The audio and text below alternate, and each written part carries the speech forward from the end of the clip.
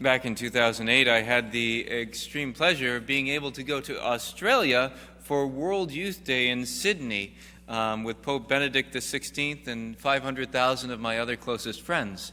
And in the midst of everything going on in Sydney, they had different speakers in different languages that you could go to and learn more about the Catholic faith. And so there was one rather popular person. We went into the first day to the auditorium where I think you could fit about 3,000 people, and we really appreciated his talk, so we decided we would go the next day as well.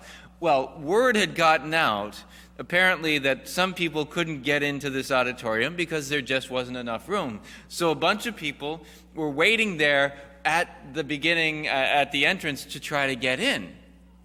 And then eventually, when they did open the doors, it was almost like people were stampeding over us, trying to get in. Now, as an aside, once we actually were able to get into the room, everyone that had been waiting ahead of time got in, and there was still room. They did have to keep other people out, but everyone that had been waiting, there was no need to stampede anyone. Well, one of our members that had gone with us was a woman who really had a hard time with large crowds and small, tight spaces. And she was really, really afraid and struggling and having this anxiety attack in the midst of all this. And so she's standing in front of me saying, "Father Vaughn, I don't know that I can do this. This is really, really difficult. I feel like I need to get out of there." And I said, just breathe. And so I'm kind of trying to push people back so that she can have a little bit of space around her. Well, this is a good Catholic crowd, right? So they're all pushing the priest. Right, good plan there. But I thought about this in terms of today's gospel. As Jesus is going along to this synagogue official's house, his daughter is sick and he's going to go and heal her. And there are people crowding around him, pushing at him and, trying to get his attention. And there's just this huge crowd of people around him. And then there's this one woman in the crowd who's been sick for 12 years. And she's sick with an issue of blood, which means that anyone she touches, she is unclean, and anyone she touches is unclean. So she's in the midst of this crowd. She's trying to do this secretly, and she says, "Oh, if I could just touch his clothes, I'll be healed." And finally, she's able to reach out, and maybe it was one of these, I don't know, but she reaches out, and she's able to touch his clothes. And because of her faith, she's healed. And Jesus wants to draw out that faith, and so he says, "Who touched me? Who touched my clothes?" And the disciples are like, "What are you talking about? Everyone's touching your clothes. Everyone's crowding in around you." But what was the difference? Faith. Faith. Everyone else was bumping into him.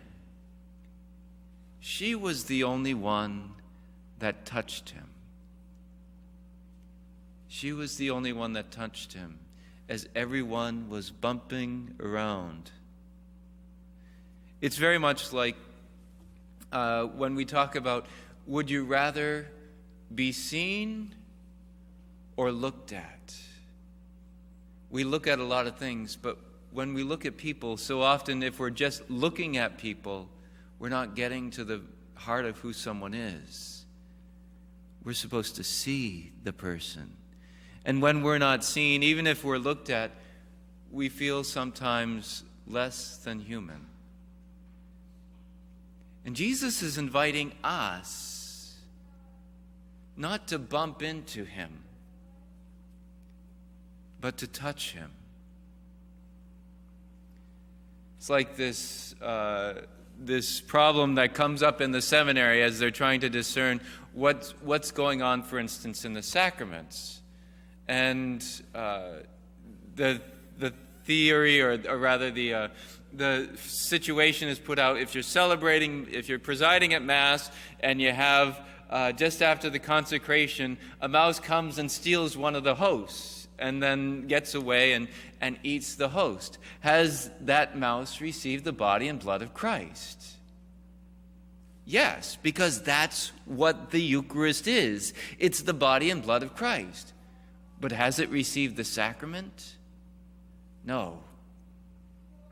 Because to receive the sacrament means we need faith.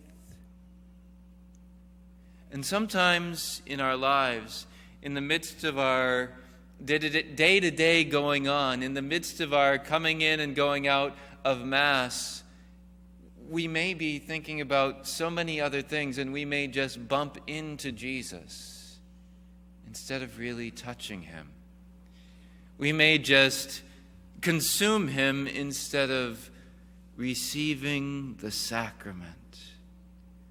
And that reception of the sacrament takes faith, that we recognize what's going on. One of my spiritual directees was very much missing the Eucharist last year. You remember when we weren't able to have Mass at all, and the struggle that was going on in that time. And she said, now that she's able to go to daily Mass so much, she said, there are days that I get up and I don't want to go to Mass. There are days when it's a struggle. But then she tries to go back and remember, there was a time when I couldn't go to Mass, and try to bring up that longing she had again for the Eucharist, so that drive her to say, I want to receive Jesus so much, because it killed her. It killed her when she could not go to Mass. And we have this opportunity, thanks be to God, that we do have now Mass open to everyone. But are we thinking about, the shopping, I got to make this for dinner, and there's this email I got to send afterwards. It's so easy to fall into those distractions instead of saying, okay, I need to be present to Jesus. I need to see him, not just look at him.